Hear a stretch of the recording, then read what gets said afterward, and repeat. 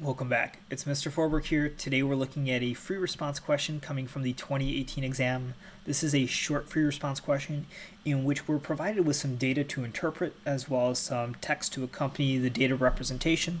So let's get a feel for what we're about to look at before we start dissecting the prompt itself and answering the question. So the first thing that I notice is I have a graph that's present, and that graph has varying survival rates as denoted by the y-axis, percent survival.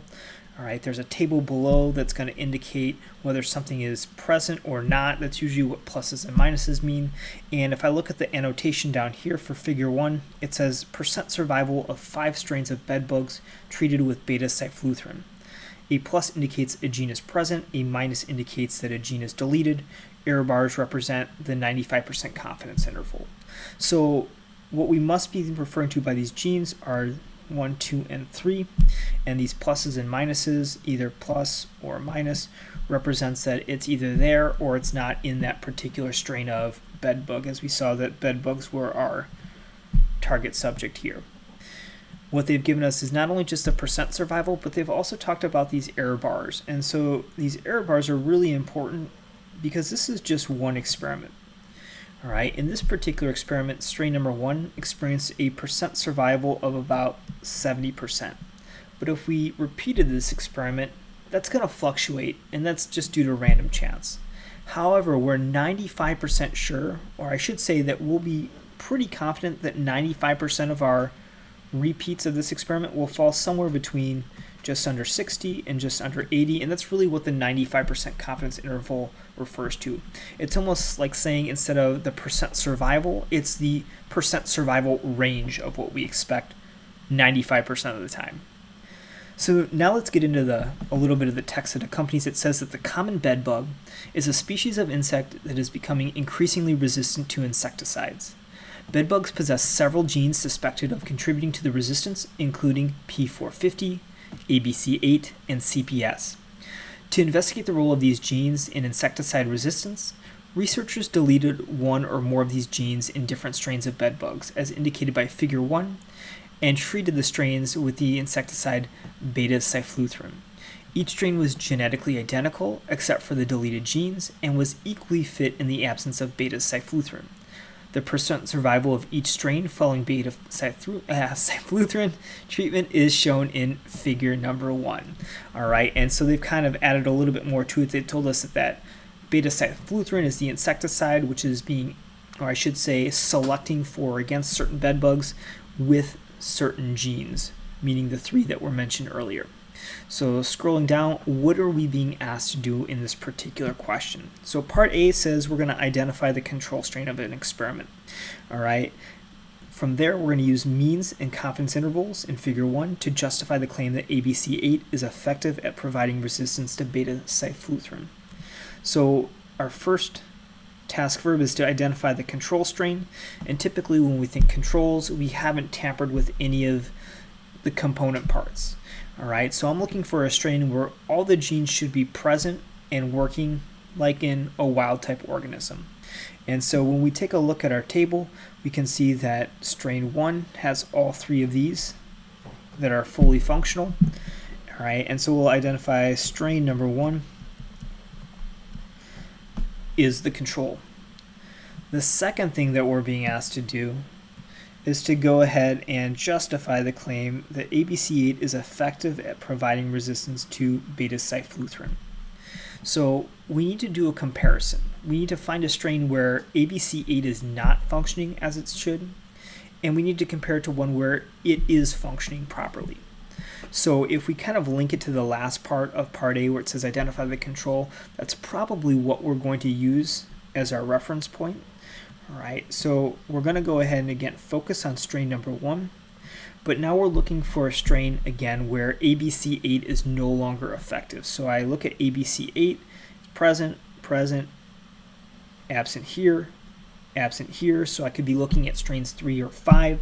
However, in strain 5, I see that P450 is also absent, and I want to make sure that the differences are just because of ABC8. So I'm going to select strain number 3, and I'm going to compare these 2 strains to one another. Now, when I look at the graph itself, I notice that not only do I have to compare the percent survival mean, but I have to keep in mind the confidence interval. And so in strain number 1, we have a range of just shy of 60 to 80, where we consider this is the rough survival range for strain number 1. If we look at strain number 3, we see that its range of survival is closer to just below 40 and just below 20. What's really important about these comparisons, not only do we see that in strain 3, it's clearly a lower survival percentage by the mean, if we compare 20 compared to 70, but the ranges are also lower as well. And because there's no overlap, we can say that this is a statistically significant difference between the two. If the confidence intervals had overlapped, then we wouldn't be able to conclude that this is a significant difference. But if we're going to justify the claim that ABC8 is effective at providing resistance, we're simply going to say that both the mean and the confidence interval for the survival of strain 3, which is missing ABC8, is lower than that of strain 1, which ABC8 is present. And because of that, and there's no overlap in those confidence intervals, we can conclude and confirm that claim. Let's move on to Part B. Part B is going to talk about that P450 encodes an enzyme that detoxifies insecticides, ABC8 encodes a transporter protein that pumps out insecticides from the cells, and CPS encodes an external structural protein located in the exoskeleton that greatly reduces the absorption of those insecticides. So they've kind of told us what these particular genes are doing that help provide that resistance. Moving forward, based on this information and the data in figure number 1, we're going to explain how a deletion in both P450 and ABC8 result in lower survival in bedbugs compared to a deletion in CPS only. So our task verb is we've got to explain the deletion in P450 and ABC8 are going to produce lower survival compared with CPS only. So let's find the strains that are going to have these particular deletions and start from there. So the first thing that I notice that if I'm looking for a deletion in ABC8 and P450, that's going to happen in strain number 5. All right, we're missing both of these genes, and so strain 5 is one strain I'm going to use. The second one has a deletion in CPS only, and the only strain that has that deletion all by itself is strain number 4. So I first need to identify that these are the two strains I'm going to compare to one another, and now let's take a look at what their survival differences look like. Just like in part A, where I was comparing strain 3 to a control strain, all right, I'm going to start to compare 5 to strain number 4. And I can see that not only is the mean lower, comes in close to about 10 to 15, all right, as compared to strain 4, which we've already kind of indicated is just under 60, but that confidence interval range is lower than the confidence interval range of strain number 4. And again, importantly, there's no overlap. So we can say that this difference in survival rates between strain 4 and 5 are significantly different, or I should say statistically significant. So what's the conclusion where we're going to explain how the deletion in both 450 and ABC8 result in lower survival?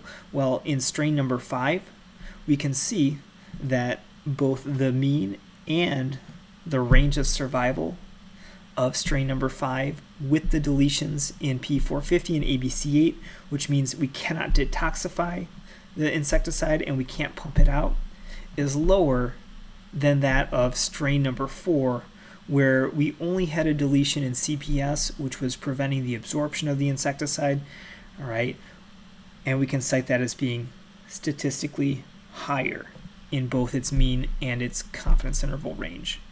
All right. The important thing in a question, or I should say in a part like B, right, you want to make sure that you're comparing and specifically citing strains 4 and 5 and talking about each, and then compare them to get the full credit for this one. Well, thanks for tuning in. See you next time. Have a wonderful day.